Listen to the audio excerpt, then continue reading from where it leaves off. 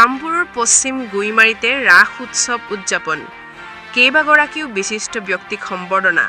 এতিয়া ৰাসেৰ বতৰ কৃষ্ণ বন্দনাত মুখৰিত সকলোতে ৰাজ্যৰ প্ৰান্তে প্ৰান্তে অনুষ্ঠিত হৈ আছে উৎসৱ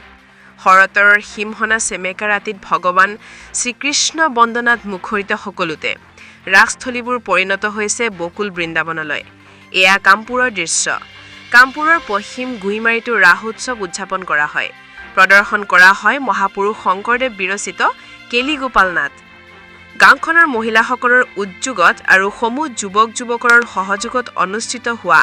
এই ৰাসলীলাত কেইবাজনো বিশিষ্ট ব্যক্তিক সম্বৰ্ধনাও জনায় চাপৰমুখ জিলা পৰিষদ জোনালী দাস হুজাই নগাঁও মৰিগাঁও জিলাৰ গড়কাপ্তানী বিভাগৰ অধীক্ষক অভিযন্ত্ৰা গোবিন্দ সিং সমাজসেৱক ৰবুল দাস আদিক বিপুল সম্বৰ্ধনা জনায়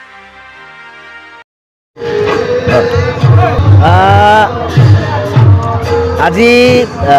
গুইমাৰীত কেন্দ্ৰীয়ভাৱে প্ৰভু শ্ৰীকৃষ্ণ আশীৰ্বাদত কৃপাত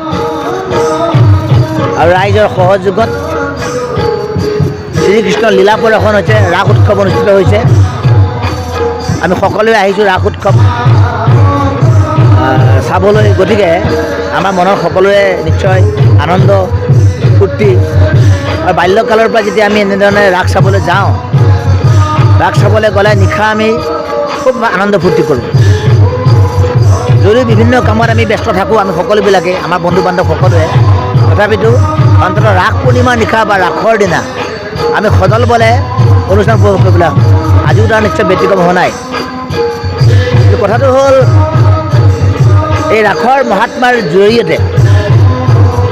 অসমীয়া সমাজখন আমি একতাৰ লৰে বান্ধি ৰাখিব লাগিব শ্ৰীকৃষ্ণ ৰাধাৰ গোপীসকলৰ ক্ৰিয়াৰ মাজেৰে আমি সম্প্ৰীতিৰ কথা ক'ব লাগিব সকলোৱে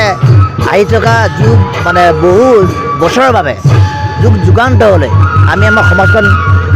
সম্প্ৰীতিৰ মাজত আমি ঐক্যৰ মাজত আমি জীয়াই ৰাখিব লাগিব আজি ৰাসৰ যি ৰং এই ৰং উপভোগ সকলো ৰাইজে কৰিব সমাজৰ অসুয়া অপৰিকত থাকিব তথাপিতো আমি সকলোৱে ভাতৃত্ববোধে সমাজখন জীয়াই ৰাখিব লাগিব আজি আপোনালোকে দেখিছে যে লোকাৰণ্য হৈ পৰিছে এই অঞ্চলটোত অৱশ্যে আমাৰ প্ৰাণৰ শিল্পী জুবিন গাৰ্গ ডাঙৰীয়াৰ মহাপ্ৰয়াণৰ পিছত আমি সকলো শোকাভিভূত হৈ আছিলোঁ আৰু এতিয়াও হৈ আছোঁ আৰু সেইবাবে আমি সকলোৱে ন্যায়ো বিচাৰিছোঁ আৰু ইয়াৰ মাজতেই দৈনন্দিন যি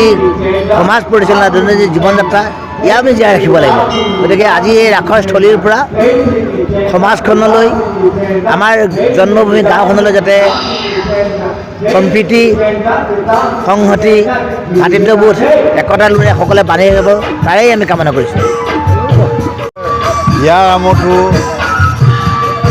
জুবিন গাৰ্গ ডাঙৰীয়া যি নেকি অসমৰ ভূপেন হাজৰিকাদেৱৰ পাছতে আমাৰ সাহিত্য সংস্কৃতিত ধুই ধৰিছিল তেওঁৰ অকাল মৃত্যুত আমি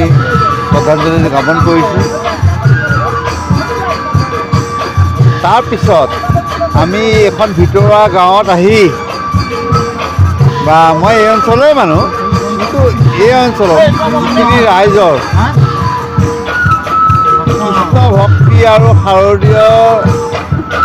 আজি ৰাস উৎসৱৰ উলহ মালহ দেখিলোঁ সঁচাই আপ্লুত হৈছোঁ এয়া অসমীয়া ৰাইজৰ মিলা প্ৰীতি আৰু এই আনন্দ এই উৎসৱ অসমত চিৰদিন বৰ্তি থাকক তাকে সকলোৱে ভগৱানৰ ওচৰত প্ৰাৰ্থনা জনালোঁ